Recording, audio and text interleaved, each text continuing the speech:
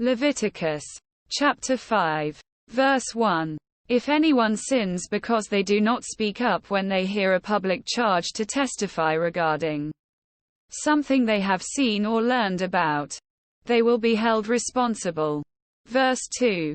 If anyone becomes aware that they are guilty, if they unwittingly touch anything ceremonially unclean, whether the carcass of an unclean animal, wild or domestic, or of any unclean creature that moves along the ground, and they are unaware that they have become unclean, but then they come to realize their guilt. Verse 3. Or if they touch human uncleanness, anything that would make them unclean, even though they are unaware of it, but then they learn of it and realize their guilt. Verse 4. Or if anyone thoughtlessly takes an oath to do anything, whether good or evil, in any matter one might carelessly swear about, even though they are unaware of it, but then they learn of it and realize their guilt. Verse 5. When anyone becomes aware that they are guilty in any of these matters, they must confess in what way they have sinned. Verse 6. As a penalty for the sin they have committed, they must bring to the Lord a female lamb or goat from the flock as a sin offering, and the priest shall make atonement for them for their sin. Verse 7.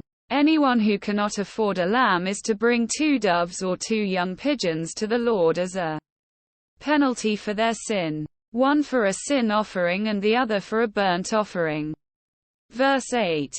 They are to bring them to the priest, who shall first offer the one for the sin offering.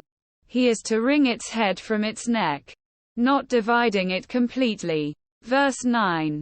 And is to splash some of the blood of the sin offering against the side of the altar. The rest of the blood must be drained out at the base of the altar. It is a sin offering. Verse 10. The priest shall then offer the other as a burnt offering in the prescribed way and make atonement for them for the sin they have committed, and they will be forgiven. Verse 11.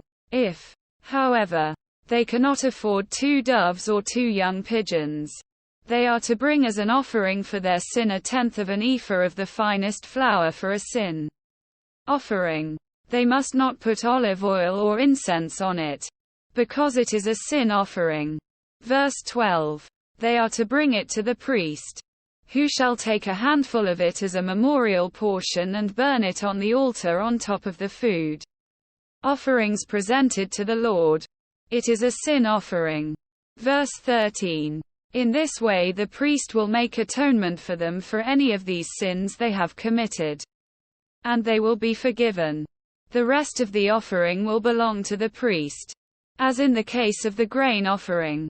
Quote, verse 14. The Lord said to Moses. Verse 15. When anyone is unfaithful to the Lord by sinning unintentionally in regard to any of the Lord's holy things, they are to bring to the Lord as a penalty a ram from the flock, one without defect and of the proper value in silver, according to the sanctuary shekel.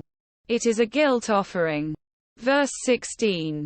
They must make restitution for what they have failed to do in regard to the holy things.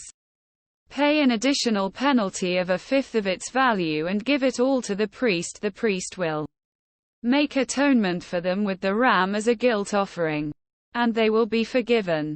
Verse 17. If anyone sins and does what is forbidden in any of the Lord's commands, even though they do not know it, they are guilty and will be held responsible. Verse 18. They are to bring to the priest as a guilt offering a ram from the flock, one without defect and of the proper value.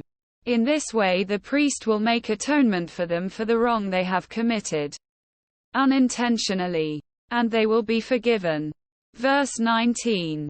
It is a guilt offering. They have been guilty of wrongdoing against the Lord.